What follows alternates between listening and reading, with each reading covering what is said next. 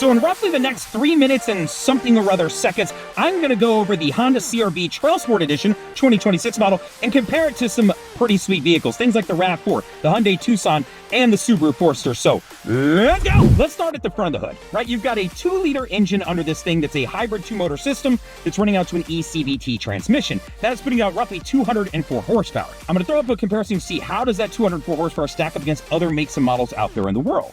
Next thing I want to talk to you about is going to be MPGs. Now, the TrailSport specifically gets the worst MPGs of the hybrids for Honda. It gets 38 in the city and 33 on the highway. If you moved into a different trim, you could be looking at 43 in the city and 36 on the highway. But for the sake of this, I'm going to compare the 38 and 33 to other makes and models out there in the world. So I'll throw that up on the screen.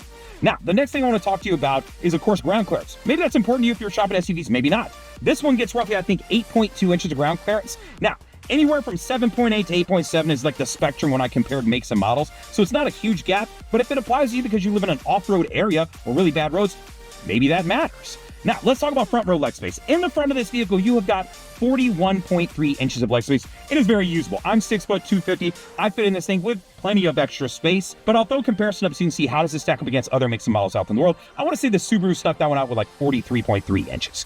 Now, in the second row, you've got 41 inches of leg space. So again, very usable leg space, but I'll throw some down on your screen so you can see how does that second row leg space stack up. I want to say the Hyundai Tucson won this one with like 41.3 inches.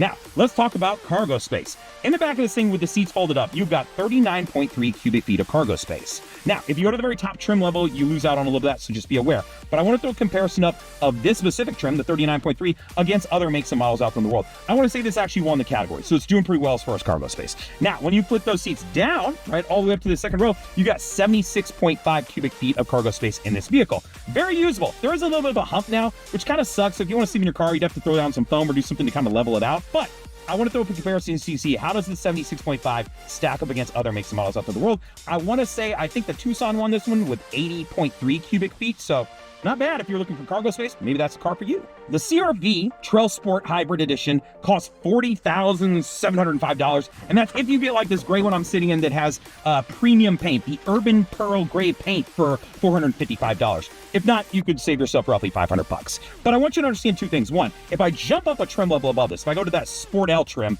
how much money am I going to spend? But what's that list of items that I'm going to gain by moving up to that trim or give up? Because this is kind of a unique trim and new to the market for Honda CR-Vs.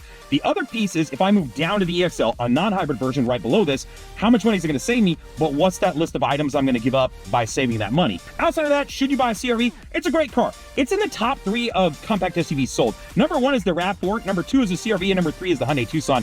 And as you can see in a lot of the comparisons I just made, they all stack up really tightly. These aren't big gaps that people are winning or losing by. So it's a great vehicle. It might just come down to which one do you like the look of more, or which one do you drive more, or maybe you only want a hybrid, and maybe the RAV4 makes sense, or maybe you're open to a hybrid or a non-hybrid, and then other vehicles end up being available, like the Subaru Forester or some of those other ones out there. So take a look at the car. It's a cool car. I encourage you to get behind the wheel, but for the sake of this, hopefully those comparisons help you. So I hope you will like, comment, subscribe, and share the video if you got some friends in shopping. There it is!